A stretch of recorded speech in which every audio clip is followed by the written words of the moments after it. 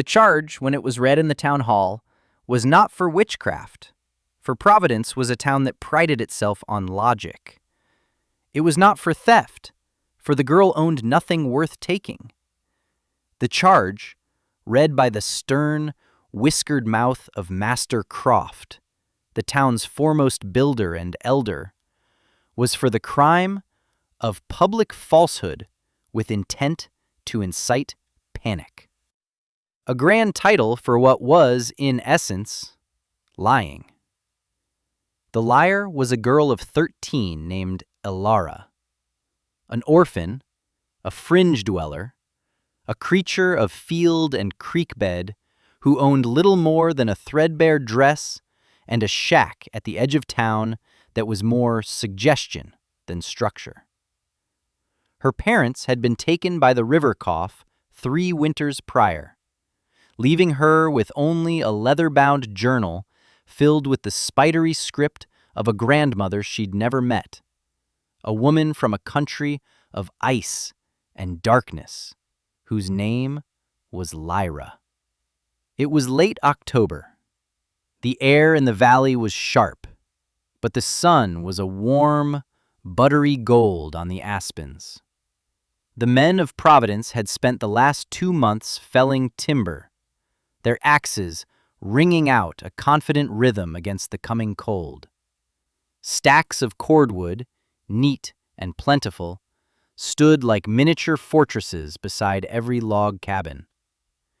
Master Croft's own pile was the grandest, a veritable citadel of oak and pine that stood as a testament to his foresight. He had declared it a fat autumn, a prelude to a mild winter. The squirrels were still low in the branches, he'd noted. The geese had flown late. These were the established signs, the almanac of the wild that had served Providence for 3 generations. Elara saw different signs. She saw them not because she was wise, but because she was desperate. And desperation sharpens the senses. Her grandmother's journal was not an almanac. It was a textbook of survival, written in the language of a place where winter was not a season, but a predator. Lyra had written of the pine cones, how their scales clamped shut with a resinous glue, not just against damp, but against a deep, prolonged freeze. Elara had checked the forest floor. The cones were sealed as tight as fists. Lyra had written of the woolly caterpillars, not of the width of their bands, but of the direction of their travel.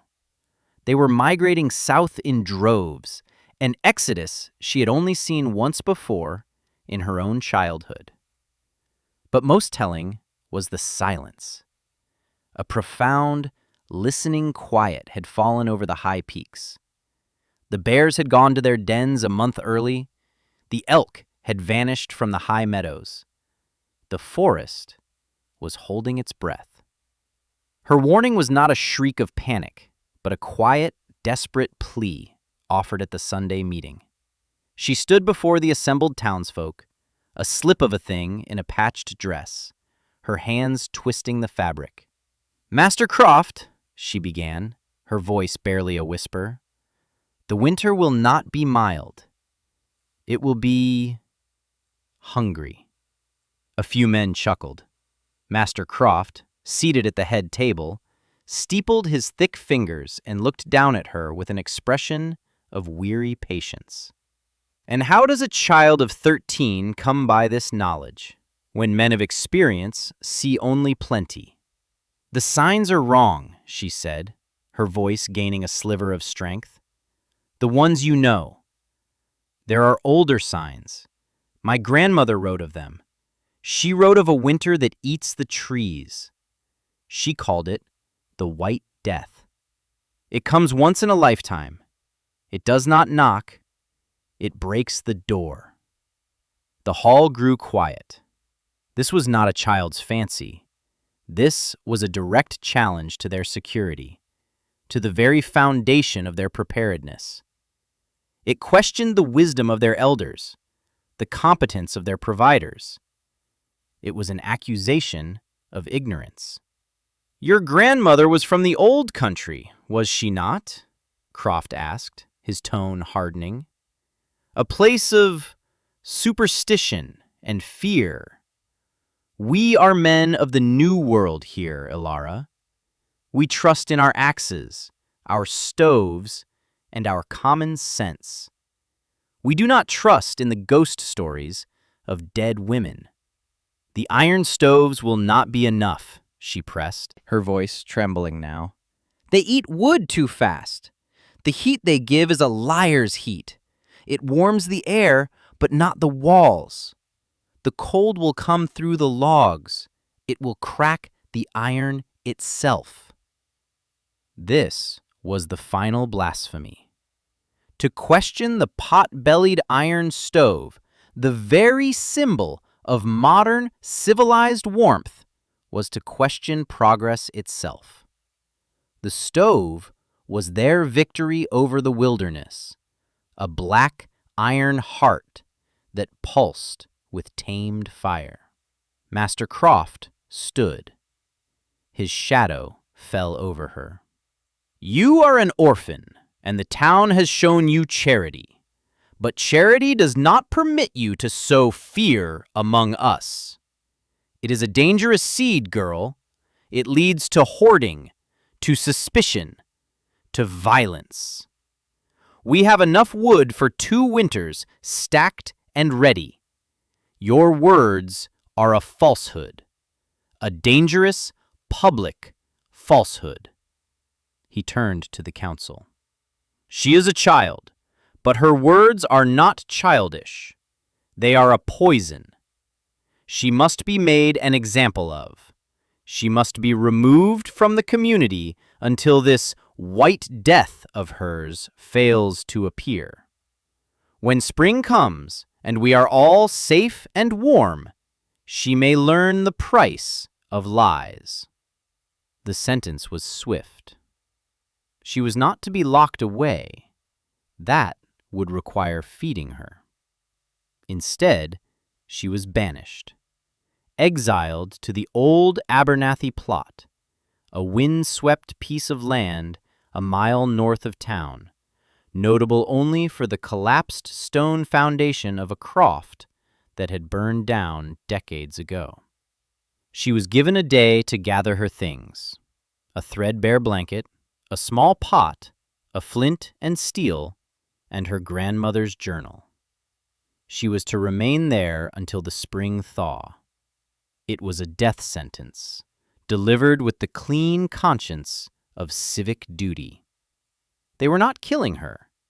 They were simply removing her and letting the mild winter prove its point. The last person she saw as she walked out of town was Master Croft, standing on his porch, his arms crossed over his barrel chest. He did not look at her with hatred, but with a kind of grim satisfaction.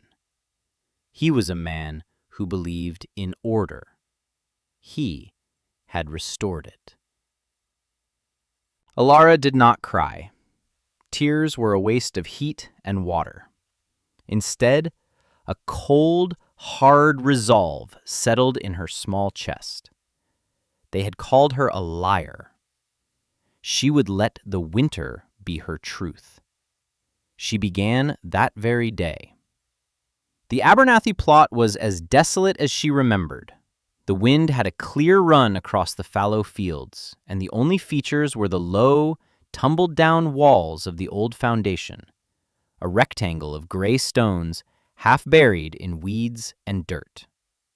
It was a ruin. It was a grave. To Ilara, holding her grandmother's journal, it was a quarry. She opened the journal not to a ghost story, but to a chapter titled Gluboki Dom, the Deep House. The script was dense, but the accompanying sketches were clear, rendered with an engineer's precision. Lyra had drawn cross-sections of a low-slung structure, half buried in the earth. But the heart of the design, The focus of a dozen pages was the floor. It was not a floor of wood planks, but of stone, and beneath the stone was a labyrinth. Lyra called it the borov, the flue. It was a long, serpentine channel of stone and clay that snaked back and forth under the entire living space. At one end was a small, deep firebox, the pechka. At the other, a chimney. The principle, Lyra wrote, was simple yet profound. A fire's heat wishes to escape, she wrote. It flies upward, wild and quick.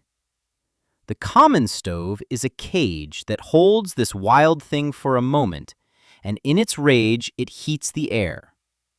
But air is a faithless friend. It slips through every crack, carrying the warmth away with it.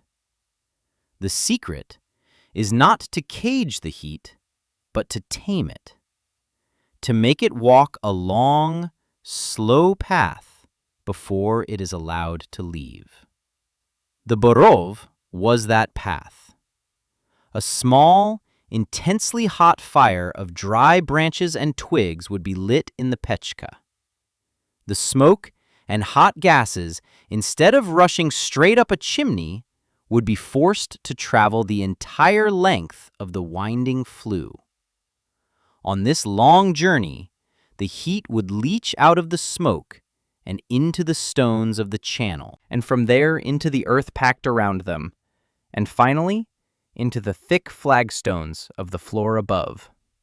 By the time the smoke reached the chimney, it would be cool, having surrendered almost all its thermal energy. The floor itself became the source of heat, a giant, gently radiating thermal battery.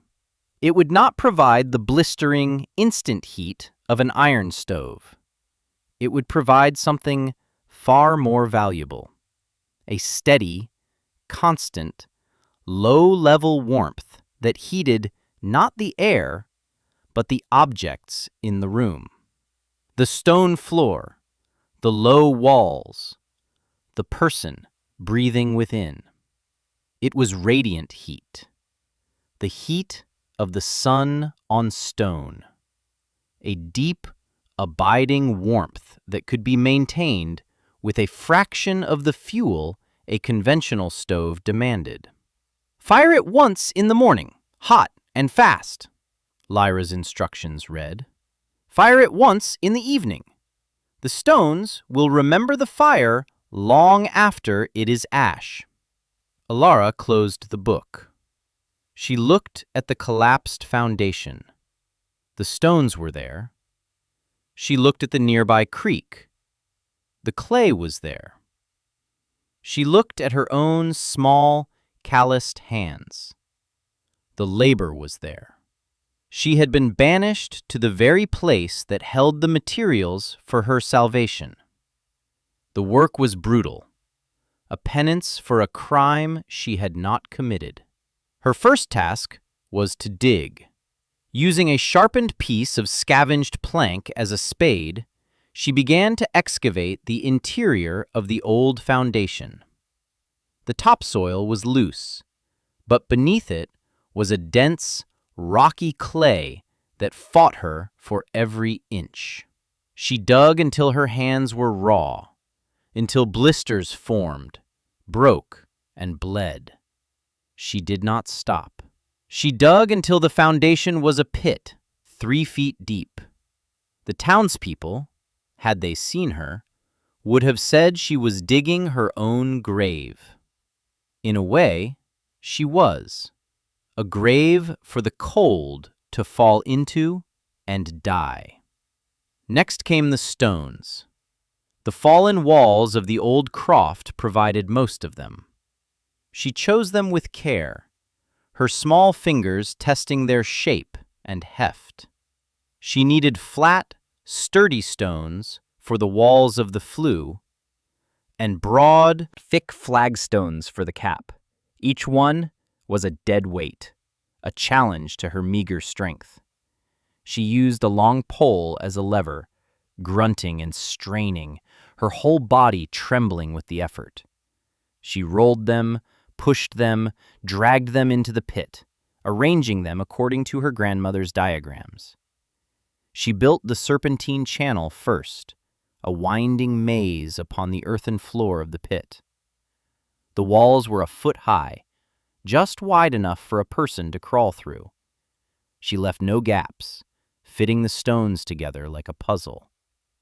Then she turned to the creek. She waded into the icy water, her feet turning numb, and dug up buckets of the slick, blue-gray clay from the bank. She carried it back, load after sloshing load, her shoulders aching with a fire that burned hotter than any stove. She mixed the clay with dry grass and a little water, stomping on it with her bare feet until it had the consistency of thick dough. This was her mortar. With this cold, wet earth, she would seal her house against the coming death. She plastered the inside of the stone flue, making it airtight. She built the firebox at the western end, small and deep, lining it with a double layer of clay, which she smoothed with her hands until it was seamless. At the eastern end, she began to build the chimney, a simple stack of flat stones, each one mortared with her earthen plaster. During this time, she saw other people only twice. The first was Mistress Gable, an elderly widow whose own smallholding was the closest to Alara's plot. The old woman watched her for a long time one afternoon from the edge of her field. She saw not madness, but a terrifying diligence. She did not approach, did not speak. But the next morning, Alara found a small sack on a rock near her worksite. Inside were 6 potatoes and a chunk of hard cheese. It was a gift, given in secret, an act of quiet defiance against the town's judgment. The second visit was from Master Croft himself. He rode out with 2 other men from the council, their horses trampling the frost-bitten grass.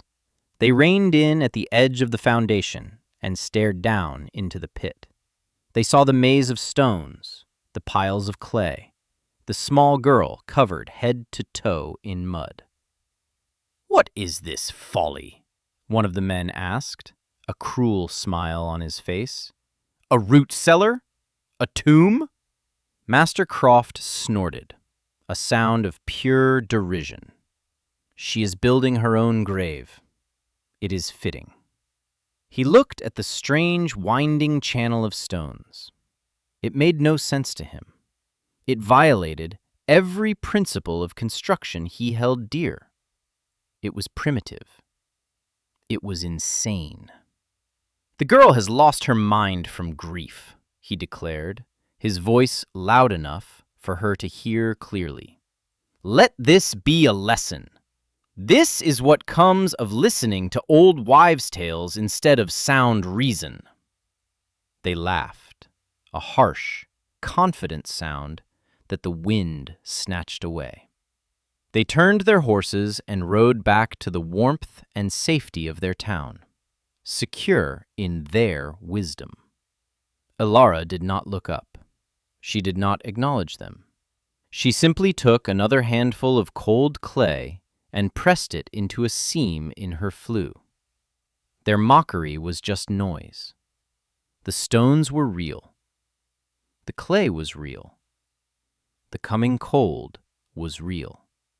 These were the only truths that mattered. With the flue complete, she began the most difficult part, laying the capstones. These were the largest, flattest stones she could find, some weighing as much as she did. She used her lever and ramp of packed earth, fighting for every inch, sweat and mud mingling on her brow. One by one, she covered the serpentine channel, creating the rough surface of her floor. Then she used the last of her clay mixture to fill every gap, every seam, making the floor a single, solid, sealed surface.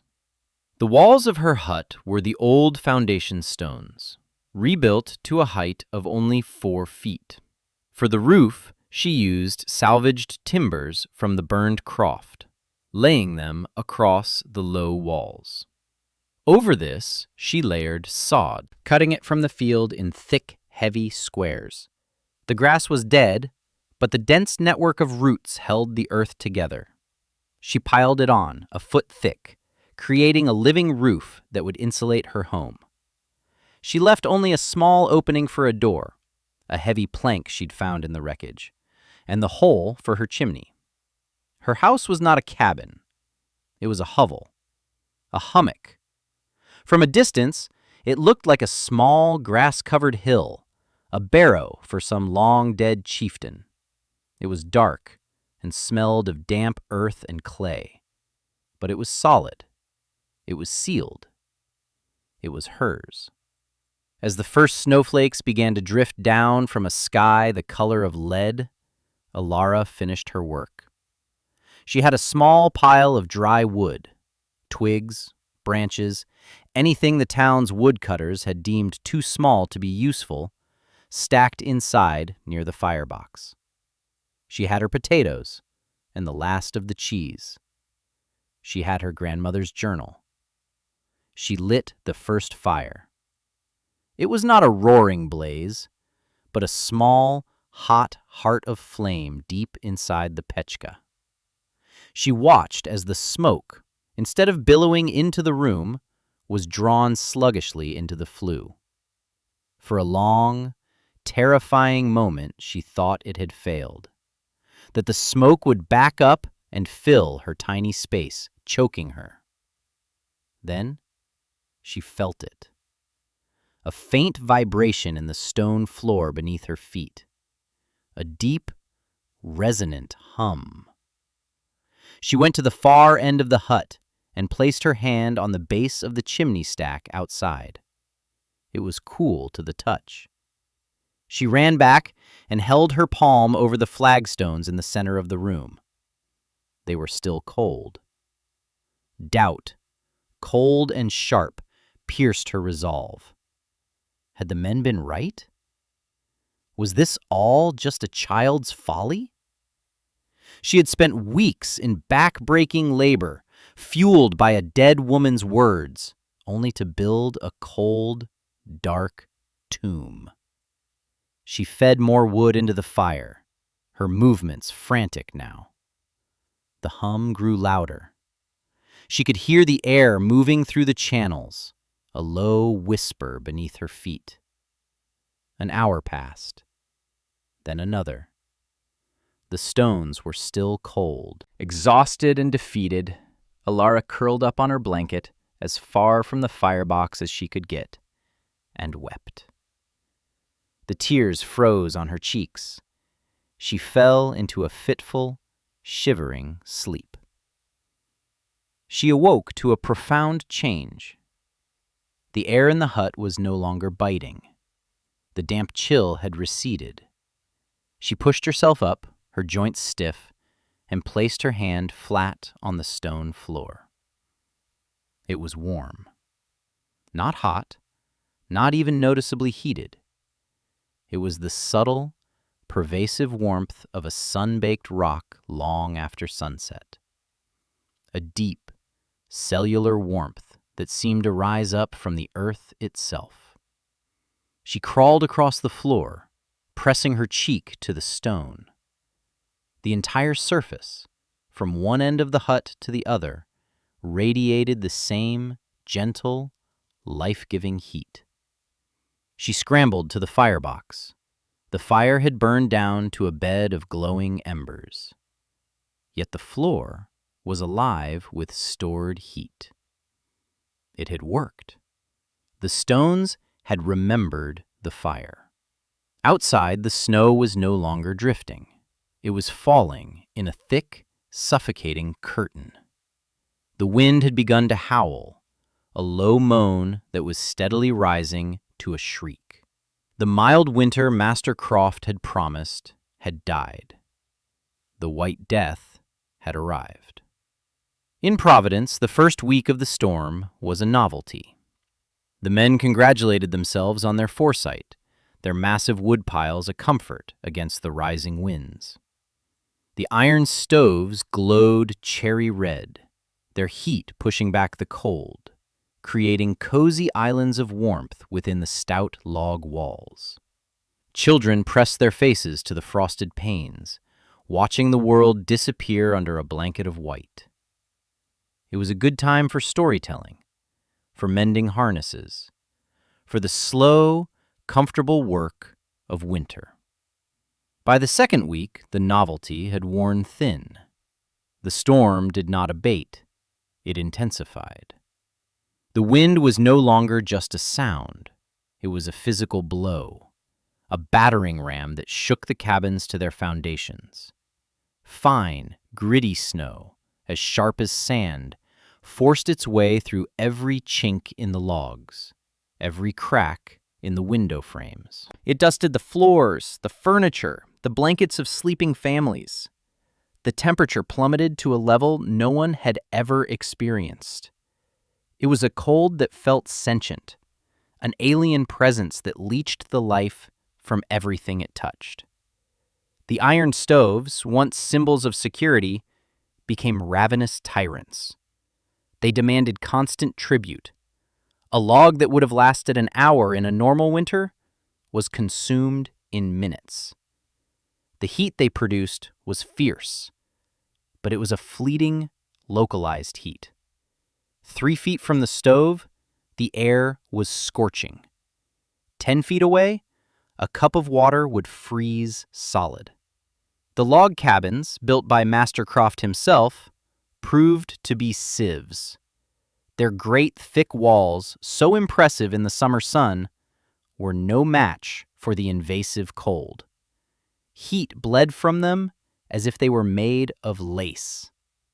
The wood piles began to shrink with terrifying speed. The neat stacks dwindled. The fortresses of fuel became mere ramparts, then low walls, then scattered remnants. The confident rhythm of the axe was replaced by a frantic, desperate chopping as men tried to make their fuel last. They began to ration.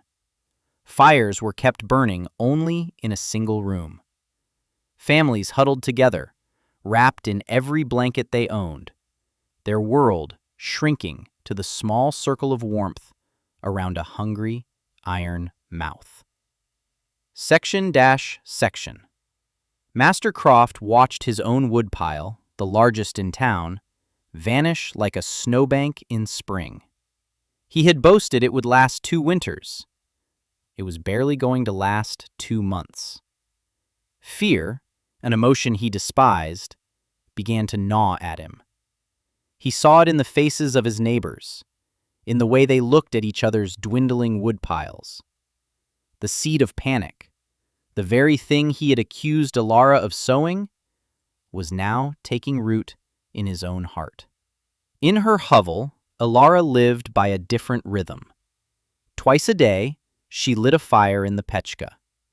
She used a small bundle of the driest sticks she had gathered, getting the fire intensely hot as quickly as possible. For an hour in the morning and an hour in the evening, the fire roared in its clay chamber, its heat sent on its long, slow walk beneath her feet. The rest of the day, there was no fire at all, just the deep, steady radiance of the floor. The temperature in her small home never varied. It remained a constant, comfortable 62 degrees. The air was still and dry. The sod roof, now buried under a 6-foot drift of snow, became a perfect insulator. The earth around her walls, frozen solid, was a barrier the wind could not penetrate. She was living not against the winter, but within it, using its own prodigious insulation, the snow and the frozen ground, as her shield. She baked small loaves of bread on a flat stone placed directly on the floor, the heat rising through it gently and evenly. She slow-cooked her potatoes the same way. The faint, impossible scent of baking bread sometimes escaped her chimney, a ghostly fragrance that the wind tore to shreds before it could travel more than a few feet. She spent her days reading her grandmother's journal. She learned of other things: how to make a simple lamp from a hollowed-out turnip and animal fat, how to read the patterns of frost on a stone to predict the next day's weather, how to find the tiny air pockets under the deep snow where hibernating voles slept, a source of emergency protein. She was not just surviving, she was learning a new way of being, a wisdom born of cold and stone. By the fourth week in Providence, the situation was critical. The last of the woodpiles were gone. The town fell into a terrifying silence, broken only by the incessant howl of the wind. The smoke from the chimneys thinned, sputtered, and died out, one by one. The Great White Silence, they would later call it. A silence of cold, of hunger, of despair. They began to burn their furniture: a beautifully carved rocking chair, a sturdy kitchen table, the cradle that had held 3 generations of babies. Each piece, a repository of family memory, was sacrificed to the iron stove for a few precious hours of warmth. The smoke that rose from the chimneys now was acrid and black, the ghost of a civilized life going up in flames. Master Croft's house was a tomb of ice. His wife and 2 small children were sick with a deep, rattling cough. They lay in one bed, buried under a mountain of blankets, their breath pluming in the frigid air. He had burned the chairs, the table, the wardrobe. He had just split apart his own marriage bed with an axe, the sound of the splintering wood like the breaking of his own bones. He fed the pieces into the stove, and for an hour the room was almost bearable. But he knew, with a certainty that was colder than the air, that when this wood was gone, there was nothing left. His pride was gone. His certainty was gone. All that remained was a raw, animal fear for his family. And a memory. The memory of a small girl in a muddy pit, of a winding maze of stones, of his own mocking laughter. "The iron stoves will not be enough," she had said. "The cold will crack the iron itself." He looked at his stove. A thin, hairline crack was creeping up its side from the intense, repeated cycles of heating and cooling. She had been right. The child he had condemned, the liar he had banished, had told the absolute truth. A desperate, insane thought took hold of him. He had sent her out to die. He had been so certain of it. But what if he was wrong? What if her folly, her madness, was something else entirely? He looked at his shivering children, their faces pale and bluish in the gloom. He had no other choice. Hope was a fool's errand, but it was the only errand he had left. He bundled himself in every layer of clothing he owned, took a half-burned piece of his bed for a torch, and stepped out into the storm. The wind hit him like a solid wall, stealing his breath. The snow was waist-deep, a thick, grinding powder that made every step a monumental effort. He could not see more than 10 feet in front of him. The world was a churning vortex of white. He navigated by memory, by the ghost of the path that led to the Abernathy plot. He expected to find nothing: a mound of snow, perhaps a corner of a stone peeking through. He was not looking for salvation. He was a condemned man walking to the scene of his crime to see the face of his victim. He needed to see the frozen body of the girl whose truth he had named a lie. It was a form of penance. He stumbled on for what felt like hours, his torch sputtering against the wind, his beard frozen solid to his face. He was on the verge of collapse, ready to lie down and let the snow take him, when he smelled it. Faint, unbelievable, and utterly impossible. The smell of baking bread. He thought he was delirious, that the cold was making him imagine things. But he pushed forward, crawling on his hands and knees, following the scent. He crested a huge snowdrift and saw it. A low mound, almost completely buried in snow, with a single stone chimney poking out. From the chimney curled a thin, lazy wisp of pale smoke, a stark contrast to the furious, horizontal blast of the wind and snow. He crawled to the mound, his frozen fingers searching for a door. He found the heavy plank, its edges sealed with ice. He beat on it with his fist, the sound muffled by the storm. He beat until his knuckles were bloody and raw. The door swung inward. The first thing that hit him was the warmth. Not a blast of heat, but a gentle, enveloping warmth, as calm and steady as a summer afternoon. The second thing was the light, a soft glow from a tiny turnip lamp. And the third thing was the girl. Alara sat on the stone floor, wearing only her simple, threadbare dress. She was not shivering. She was not huddled or frightened. She was calm, her face illuminated by the small flame. Beside her, on a hot stone, sat a small, perfectly browned loaf of bread. Master Croft fell to his knees on the threshold, the brutal cold at his back and the impossible warmth before him. He stared at the floor. It was just stone, dark and smooth, but it was radiating a life force he could feel through his thick, frozen boots. He reached out a trembling, gloved hand and touched it. It was 62 degrees. It was paradise. He looked at Alara, and for the first time, he truly saw her. Not as a lying child, not as an outcast, but as something ancient and wise.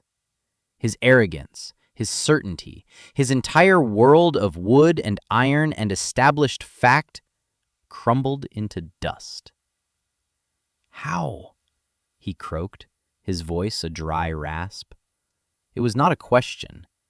It was a surrender. Alara did not answer with words of accusation or triumph. She did not say, "I told you so." She simply broke off a piece of the warm bread and held it out to him. He took it, his hand shaking. He brought it to his lips. It was the most profound communion of his life. In that moment, he understood that he had not banished a liar. He had exiled a prophet. He began to weep, great, heaving sobs that shook his entire body. He told her everything, about the town, the cold, the dying children, the furniture burned to ash. She listened in silence, her expression unchanging. When he was finished, she simply nodded. "Bring them," she said. The hut became an ark. Master Croft, guided by an energy born of shame and redemption, made the journey again and again. First, he brought his own family, carrying his 2 children, their small bodies limp with cold and sickness. Alara settled them on her own blanket on the warm floor. Then he brought the others, the sickest, the youngest, the most vulnerable. The small earthen hovel, the structure he had mocked as a tomb, filled with the shivering refugees of Providence. They crammed in, shoulder to shoulder, a huddled mass of humanity on the warm stone. There was no room to lie down. They sat, a silent congregation, and felt the steady, miraculous warmth seep into their bones. They watched the small girl in the simple dress tend to her tiny fire, feeding it a few sticks every now and then. They saw her check the bread baking on the floor. They witnessed a truth so profound it shattered their reality. They had been saved not by their strength, not by their massive preparations, but by the forgotten wisdom of a dead woman and the unyielding labor of a child they had cast out. When the great storm finally broke, weeks later, the survivors emerged from Alara's hut into a world transformed. The sun was dazzling on a landscape of immense, sculpted drifts.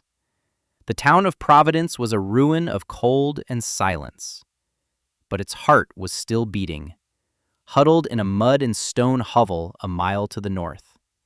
The reckoning was quiet and absolute. There were no trials, no accusations. There was only the undeniable truth of who had frozen and who had survived. Master Croft stood before the handful of remaining townsfolk, his face etched with a humility that had been carved by the storm. "I was wrong," he said, his voice clear and steady. "I was a fool, blinded by pride. I called truth a lie, and wisdom I named folly. I banished our Savior." He turned to Alara, who stood quietly to the side. "This child is not a liar. She is the keeper of a knowledge we have forgotten, a knowledge of stone and earth and slow heat. She is the reason any of us are alive." Her banishment was not just rescinded, it was erased, a collective act of willful amnesia. They offered her Master Croft's own house, the largest in town. She refused. She preferred her small, warm home. Her status was inverted overnight. She was no longer the orphan, the outcast. She was the sage, the teacher. The town's survival now depended on her. That spring, there was no talk of rebuilding the old way. The surviving iron stoves were dragged out of the cabins and left to rust, monuments to a failed idea. The people came to Alara, not with demands, but with humble requests. "Will you teach us?" She did not lecture. She did not boast. She simply opened her grandmother's journal. She showed them the diagrams of the Borov. She led them to the creek and showed them how to find the best clay. She showed them how to choose the right stones. The work of that summer was a community-wide act of penance and rebirth. Master Croft, once the town's foremost builder, became Alara's most dedicated apprentice. He dug alongside the others, his hands, once soft with authority, becoming calloused and strong. They did not build individual houses. They worked together, moving from one ruined cabin to the next, digging out the floors, laying the serpentine flues, mortaring the stones with clay. They were not just building homes. They were weaving a new community, one mortared with humility and shared labor. By the time the first snows of the next winter fell, every home in Providence rested on a stone floor that held the memory of fire. The town became known throughout the territory as a place that had mastered the cold. Travelers caught in storms would seek out the town with the low, sod-roofed houses, knowing they would find a warmth there that was deeper and more abiding than any fire. Alara never married, never had children of her own. The entire town became her family. She lived for many years in her small hut, the journal of her grandmother always by her side. She became the elder, the quiet center of a community she had single-handedly saved from extinction. Her name was never again spoken in the same breath as the word lie. It became a synonym for warmth, for wisdom, for the enduring, unshakable truth that is written not in books of law, but in the earth itself. The truth of a stone floor, holding steady at 62 degrees, while the world outside burns its own history just to stay alive.